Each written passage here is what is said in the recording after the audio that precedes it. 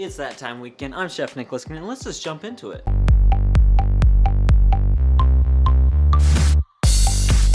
So this week I got a lot of requests from my clients to do some menus that they wanted.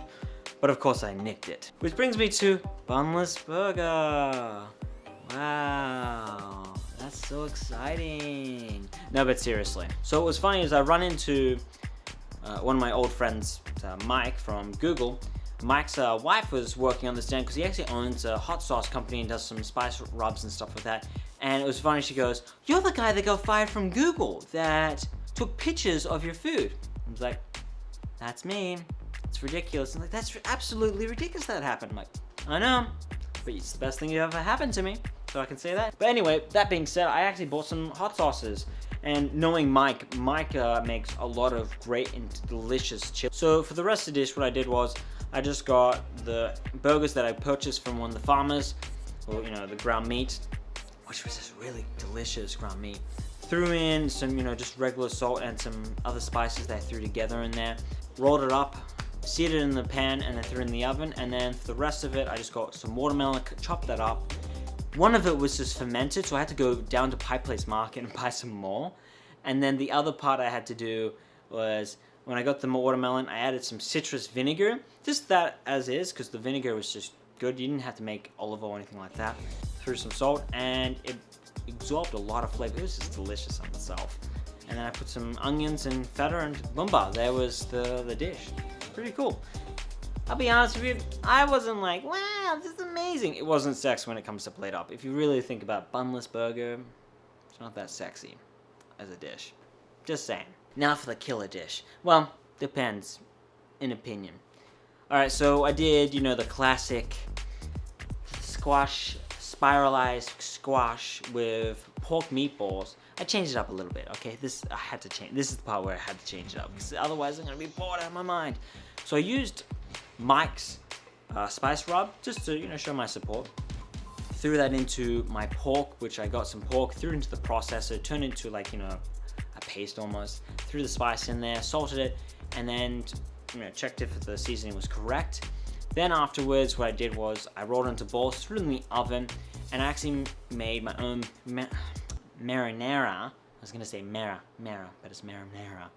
Added some cherry hoisin sauce. If you remember weeks back, I had some leftovers. So I got to throw that in there to give it a little different texture or different flavor. And then after my meatballs were done, I threw it into the pan of my marinara and just mix it up a little bit to get some more flavor in there and make it a little more moist, of course. And then got my spiralized squash, which I spiralized, threw it into the pan, and I didn't really do anything of it really. I just added some salt and cooked it a little bit into the pan. I didn't want to change the flavor because there was so much flavor in the marinara. Then plated it up and boom boom boom ba. Well, there wasn't a lot of boom boom boom ba, but it's boom ba, boom ba.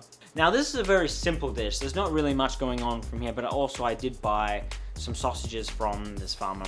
Portuguese? Polo? Something like that? I forget what it was. But I threw that in the oven first, had that going, and then for what I did to try something new, I actually got some Kelp.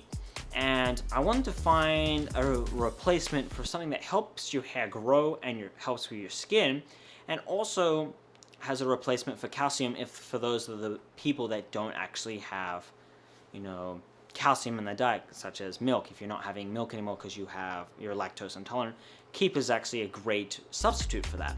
So I got some Kelp and I made a stock out of it, and I also used this root bag, which I can't even pronounce worth my life, and then added in some Chinese dates to it to give a little more flavor to it. Boiled that, then reduced it to get a lot more flavor, make it strong. And I'll be honest with you, I'm actually kind of surprised it tasted really good. And then from there, I got some veggies such as oyster mushrooms and okra. And I first sauteed the mushrooms, and I actually didn't clean up the pan because I actually had the patties cooked in there because they was releasing a lot of fat and lard and stuff like that. Because it's good flavor, of course, good flavor. Grabbed that and cooked it a little bit, and then added my sausage and all my other stuff, and then deglazed it and just scooped it into a pot. It was pretty good on itself. Just an interesting flavor all, and hey, helps with the hair, helps with the skin. Gotta stay young, Now for my last dish. This is mangosteen jicama cucumber salad. Now, this is the first time I've actually used mangosteen. I have seen this before. I saw it in France, and I also have it in one of my books. And I'll be honest, it's quite a hard thing. It's quite really hard to open up. It's annoying. It's quite annoying. At one point, I even used a hammer. I didn't get that on footage, though. Anyway, so what I did first was I got mangosteens, and I cracked it open with my thumb, pushing really hard on this, and then I opened it up, and then I pulled out the mangosteens. And what was interesting about this flavor is that it reminds me of a slight taste of banana, and also has a little taste of citrus, of like kind of tangerine. It reminds me of that. And what else was it? And then the texture what it reminds me of is when you get a mango, you know how when you open up the mango and you get to the seed and you start chewing on the seed and you're pulling it off and it gets a little stringy, where it sticks to your, like, your teeth a little bit, it will get stuck in your teeth. That's what it reminded me of. So I thought that was a very interesting texture what it reminded me of. So a very interesting thing, and I'll definitely eat that again, but I will not lie, it's kind of a pain in the ass to open. So what I did was I got the mangosteen and threw it into a pot or pan and boiled it. Now once I boiled it, which I added in some white wine vinegar, boiled that, and then I threw it into the blend, and I slightly blended it just a little bit because there was still seeds in there. And then I strained it and just took the jus as is. I didn't add any olive oil in there. I just added a teeny bit of salt just to balance it out because it was, you know, slightly got a little burn to it. But once I balanced it out, let it cool down, and I used that on my jicama. So I chopped up my jicama and my cucumber, and I'm actually taking out seeds because of that whole book I've been reading. It says take out seeds on cucumbers and take out seeds in a lot of other fruits and vegetables, and especially nightshade vegetables. So now I'm doing that now on, so I don't get my customers sick from lectins. So I got that, chopped it up, threw it into a bowl, and mixed it up with the mangosteen jus, which is kind of like, you know, a dressing in itself, right? And squeeze in some lime juice and plated it up, and boomba. Alright guys, just want to give you a heads up, I won't be here for the next 3 weeks because I'm getting ready and I'm getting married. I'm getting married to my soon-to-be wife, which is kind of crazy. We've been together for 7 years, so it's gonna be really cool. And I'm going to a trip with my brothers, so I'm actually really excited about that, which I look forward to seeing you guys again when I come back.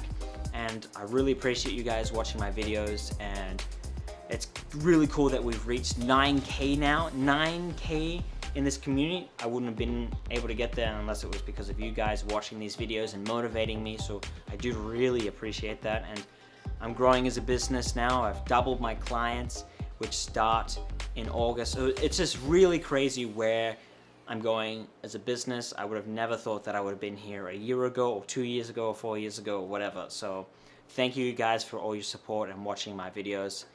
I really appreciate it. So I'm gonna leave it at this. You guys know the drill. Don't forget to click the like button if you like this video. And of course, if you wanna follow me, if it's your first time seeing these videos, you can click up here on mobile, or you can click over here on desktop, which will take you to our page, which we post every Wednesday, but we won't be doing it again for the next 3 weeks. So I'll see you guys in the next 3 weeks. If you're curious what's going on, I will be posting on Instagram some stories and stuff like that. I won't throw so much of it, but I look forward to showing you guys what's going on.